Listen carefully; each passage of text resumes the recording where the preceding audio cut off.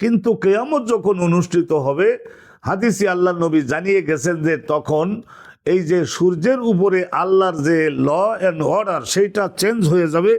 হাত্তা তাতলু হাত্তার পরে একটা আন আছে, তাতলু আর শামসু, সূর্য তখন তুলু হবে, উদিত হবে মিন মাগরিবিহা, পৃথিবী গ্রহের যেদিকে অস্ত যায় পশ্চিম দিক থেকে।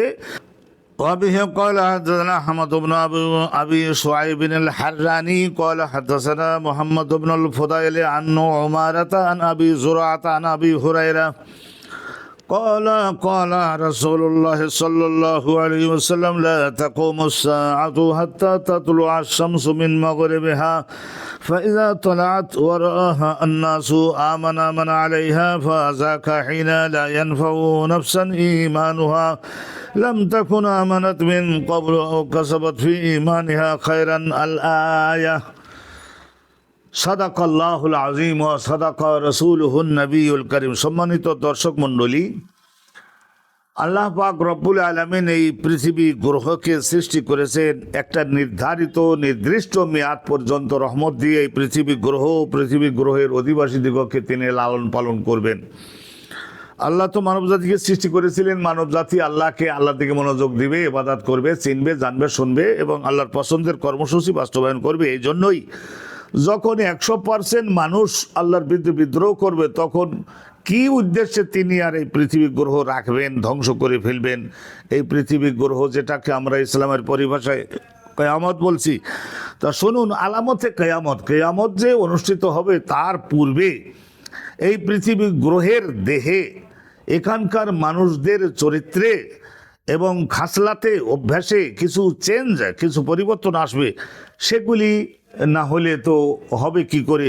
তো হাদিস খানা শুনলেই আমরা স্পষ্ট হতে পারবো আলামতে কিয়ামত। আবিহি ক্বালা আহমদ ইবনে আবি শুআইব আল হাররানি, হযরতে ইমাম আবু দাউদ, আমি কিতাবুল মালাহেম থেকে, আবু দাউদ শরীফের কিতাবুল মালাহেম, মালহামা শব্দের বহুবচন মালাহেম। মালহামা মারতে মহাযুদ্ধ, মালহামা বলতে বিশ্বযুদ্ধ, মালহামায়ে কুবরা বিশ্বযুদ্ধ, মালাহেম মহাযুদ্ধ, লক্ষ লক্ষ মানুষ হত্যা হবে কিয়ামতের পূর্বে। এই চ্যাপ্টার থেকে ইমাম আবু দাউদ হুজুরের উস্তাদ হচ্ছেন আহমদ ইবনে আবি শুআইব আল হাররানি, তার শিক্ষক ছিলেন হজরতে মোহাম্মদ ইবনে আল ফুদাইল, তার শিক্ষক হজরতে ওমারা, তার শিক্ষক হজরতে আবু জোরা, বিখ্যাত মুহাদ্দিস ছিলেন আবু জোরা, তার শিক্ষক সৈয়দুনা হজরতে আবু হুরায়রা। তিনি বলছেন যে রাসূলুল্লাহ বলেছেন, নবী করিম সাল্লাল্লাহু আলাইহি সাল্লাম বলেছেন যে লা তাকুমুস সাআতু, সেই কিয়ামতটা ততক্ষণ পর্যন্ত সংঘটিত হবে না যতদিন পর্যন্ত এই আলামতটা প্রকাশিত না হয়। হাত্তা তাতলু আশ-শামসু মিন মাগরিবিহা। আমরা সকলে জানি যে আল্লাহ রাব্বুল আলামিনের এই মানব জাতির খেদমতের জন্য সূর্যটা একটা তারকা, চন্দ্রটা একটা উপগ্রহ, পৃথিবী একটা গ্রহ। তো এই যে সূর্যটা আমরা দৃশ্যমান প্রকাশ্যভাবে দেখি যে আমাদের এই পূর্ব আকাশে থেকে উদিত হয়, কিন্তু কিয়ামত যখন অনুষ্ঠিত হবে, হাদিসে আল্লাহ নবী জানিয়ে গেছেন যে তখন এই যে সূর্যের উপরে আল্লাহর যে ল অ্যান্ড অর্ডার সেইটা চেঞ্জ হয়ে যাবে। হাত্তা তাতলু হাত্তার পরে একটা আন আছে, তাতলু আর শামসু, সূর্য তখন তুলু হবে, উদিত হবে মিন মাগরিবিহা, পৃথিবী গ্রহের যেদিকে অস্ত যায় পশ্চিম দিক থেকে উদিত হবে।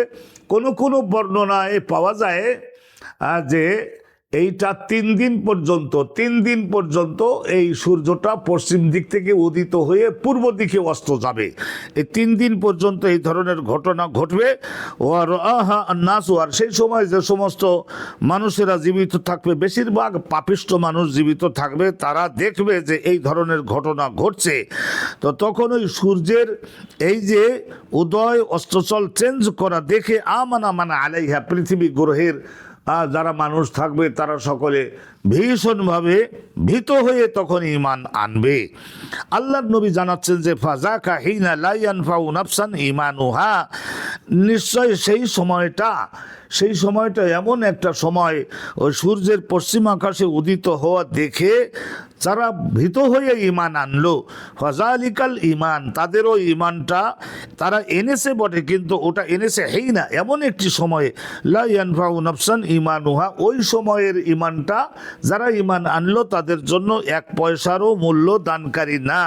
কিন্তু অনেকেই বলেছেন যে আলামতে কিয়ামত যে 10টা হবে, সেই 10টার মধ্য থেকে সর্বশেষটা হলো তুলুউশ শামসি মিনাল মাগরিব। তো অতএব ওই সময়ে এইটা কিয়ামত ধরে নিতে হবে যে অনুষ্ঠিত হওয়া শুরু হয়ে গিয়েছে। 3 সময়ে তো আর ইমান এর ভ্যালু নাই। এক হলো হজরতে আজরাইল যখন জানের দেহের মধ্যে বড়শি ফুটিয়ে টানা শুরু করে দিয়েছেন, এইটাকে আরবি ভাষায় বলা নাজা, নু যা আইনে, নাজা শুরু হয়ে গেলে। আর দ্বিতীয় হলো এই যে কিয়ামত যখন অনুষ্ঠিত হয়ে যাবে, আর অনুরূপভাবে এই ধরনের আল্লাহ পাক রব্বুল আলামিন তখন আর ওই ইমানের আর কোনো মূল্য থাকে না, কোনো মূল্য আর থাকে না। তো রাসূলুল্লাহ সাল্লাল্লাহু আলাইহি ওয়াসাল্লাম এখানে বর্ণনা করছেন ফাজালিকা, জালিকা মানে তাদের সেই ইমানটা এমন একটা সময়ে তারা এনেছে যে লা ইয়ানফাউ নাফসান ঈমানুহা। এটা কোরআন শরীফের মধ্যে স্বয়ং আল্লাহ পাক রব্বুল আলামিন বলেছেন, সেখান থেকে নবী পাক কোট করে এখানে লাগিয়ে দিয়েছেন, লাম তাকুন আমানাতু মিন ক্বাবলু, যারা ইতিপূর্বে তুলুউশ শামসি মিনাল মাগরিব, পশ্চিম আকাশ থেকে সূর্য উদিত যে হলো, ওই ইমান, ওই উদিত হওয়ার পূর্বে যারা ইমান আনে নাই, ওইটা দেখে যারা ইমান আনলো তাদের ইমান তাদের জন্য আখিরাতে কোনো 1 পয়সার মূল্য বহন করবে না। আও কাসাবাত ফি ঈমানিহা খায়রান, আর ইমান অর্জনের পরে তারা তো আর এক ওয়াক্ত নামাজও তো আর তারা আদায় করতে পারেনি, কোনো নেকামল করতে পারেনি, অন্য কোনো ইবাদত করতে পারেনি, খেদমতে মখলুক করতে পারেনি, ইসলাম প্রসারে কোনো ভূমিকা রাখতে পারেনি। আর ইসলাম প্রসারে যে সারা জীবন যে বাধা প্রদান করেছিল সেইগুলির থেকে সংশোধন হওয়ারও তাদের সুযোগ হয়নি। আল আয়াত মানে হাযিহিল আয়াত, এই যে আয়াতটা কোরআনুল কারীমের আয়াতের মধ্যেই এই বক্তব্যটা আছে, হিনা লা ইয়ানফাউ নাফসান ঈমানুহা লাম তাকুন আমানাতু মিন ক্বাবলু আও কাসাবাত ফি ঈমানিহা খায়রান। তাহলে এখান থেকে আমরা জানতে পারলাম যে কিয়ামত অনুষ্ঠিত হওয়ার পূর্বে অনেকগুলি সাবধান সতর্ককারী ঘটনা আল্লাহ ঘটাবেন, যাতে করে চূড়ান্ত একটা সুযোগ আল্লাহ রাব্বুল আলামিন দিবেন। কিন্তু দেখা যাচ্ছে যে তুলুউশ শামসি মিন মাগরিবিল সামা, এই পশ্চিম আকাশ থেকে সূর্য উদিত হওয়া, বহু সংখ্যক ওলামা বলেছেন যে আখিরুল আয়াত, ওই 10টা নিদর্শনের আলামত কিয়ামত যে বড় 10টার মধ্যে সর্বশেষ এইটা। অতএব এই সূর্য উদিত হওয়ার পরে তো আর ইমান গ্রহণের কোনো আর সুযোগ নাই।